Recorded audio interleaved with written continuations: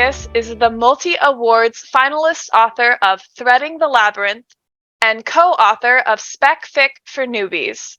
She is the co-director of the Underhill Academy for SFF writers and is currently finishing an apocalyptic novel as well as a Spec Fic for Newbies Volume 2. She lives in Bury St. Edmunds, England. Tiffani, take it away. Hi, everybody. Thanks so much for joining us. I'll be reading a story from a new anthology from the Milford Writers Workshop. My story is called Mama Leaf. Great anthology, lots of really great writers, including a previously unpublished story from Neil Gaiman, in case you're interested. So this is Mama Leaf. Mama Leaf had girls enough. Nearly every year, sure as the ice-cracked tree limbs along the ridgeline, high above the sheltered valley where the Leafs had lived for generations, another baby girl would take her place in the cradle before the hearth. But Mr. Leaf insisted that the family needed a boy child to be whole, to carry on the family line. He waited patiently at first, told Mama that it was only a matter of time, brought her drowsy-headed daisies to cheer her up, red thread for mending, a ribbon for her hair. But with each girl, he found another reason to punch Mama's soft middle and pinch her sagging flesh as if testing the room she had inside. He'd pout in the barn and yell in the yard. No matter how much her husband would bribe and threaten and beat her, Mama Leaf could never give him the boy he so demanded. She watched the seasons turn and became more desperate, more hungry, more ready to pay whatever price was asked. It was a year or so after the most recent girl had been born, and Mr. Leaf had been gone for 3 months. He'd taken to the mountains to trap fox and skunk and beaver and to try his luck with a bear before heading to the shore to do some trading. He was due back in time to harvest crops and fix the roof before the snows came. When he'd left, Mama had been expecting. "My son will be born in autumn. A bad omen as winter is lean. Yet a son is good news enough, no matter the season," he said before leaving. Late in the summer, during a new moon, Mama lost the babe, another girl, before her eldest could run for help. She thought of the smell of Mr. Leaf's anger and disappointment, a smell like water that's been left to stand so long it ends up laced with tiny islands of dead insects. Lightheaded with fear, she took matters into her own hands. At the harvest moon, she stole away from her cabin and made her way, weakly and slowly, to her mother-in-law's little house deeper in the woods.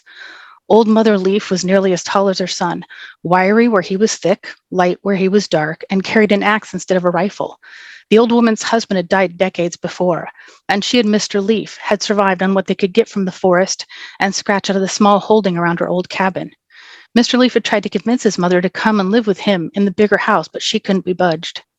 Mama Leaf stayed on the faint path through the trees, unsure what might be waiting in the dark to attack. She held a knife in one hand, a lantern in the other. As she approached, the cabinet's door opened, and the old woman was silhouetted against the firelight from inside. Mama Leaf nearly collapsed as she crossed the threshold. Old Mother Leaf caught her and steered her to a bench in front of the fire. "Been wondering how long till you'd show up," the older woman said.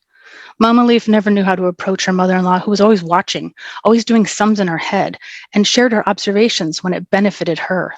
But it was late at night, and she was weak from years of birthing and raising babies, of lean season following lean season of Mr. Leaf's moods. "How did you make him?" was all she asked, deciding to meet Old Mother Leaf head on. Old Mother Leaf laughed through her nose. "You tell me you've brought 6 girls into the world and you don't know where babies come from?" "He told me how many sisters he had, girls who died one by one while he survived. How did you get him? Keep him safe?" Old Mother Leaf rubbed the fabric of her skirt between callous fingers, thinking, and here I thought you was a simple one, all straight lines and no curves. Things is easier for you now. You moved into a house just as soon as you said, 'I do.' You got acres of fields instead of miles of forest. Pine cones don't keep a body alive. And you had me here to catch my grandbabies all bloody and slick from the womb." It was Mama Leaf's turn to laugh. "Easy. The house was nothing but an empty box with a roof. No furniture, nothing soft to lie on.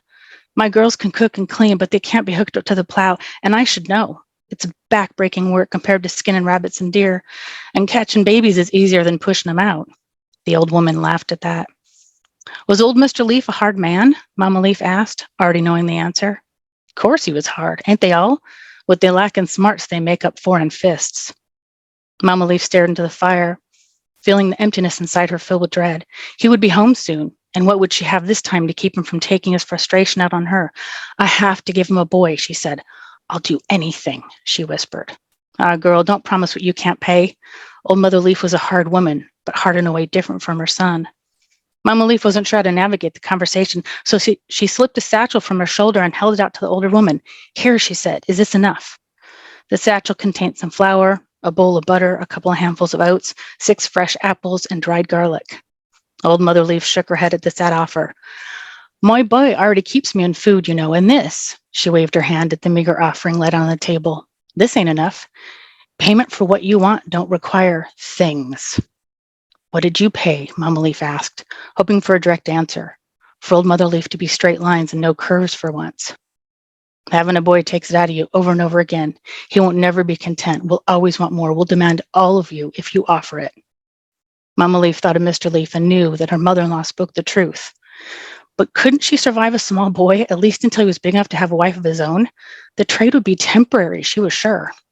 She squared her shoulders and nodded once, sealing the deal. Old Mother Leaf pulled her daughter-in-law up from the bench and took her into the back room. The boy was rather easy to make. A threadbare petticoat for the body, a cast-off piece of yarn for a mouth, acorn caps for eyes, and a bit of hair snipped from the little brush of hair at the end of a cow's tail for a thatch of dark hair on the poppin's head. To complete the boy, they crafted him a tiny prick from an old sock, beyond mending, and filled it with grain, then stitched it with red thread. They filled him with rags and hair collected from Mr. Leaf's pillow, and in the dark of the back room, with only the moon to see through the small window, they finished him with a mixture of their spit and blood. What's that? The oldest girl asked, poking at the lump in the cradle the next morning. Mama's hands white as birch bark, nearly creaked from how hard she wrung them together. That's your baby brother, that is, she said. Leave him sleep, mind. Where'd he come from? The second daughter asked. Mama heard Mr. Leaf's heavy step at the door. She gnawed on a knuckle till it was close to splitting in her teeth. Why, he came from me, where all you girls come from. Old Mother Leaf helped me birth him last night. Now leave him sleep, you hear? The third daughter peered into the cradle. What's he made of? She asked.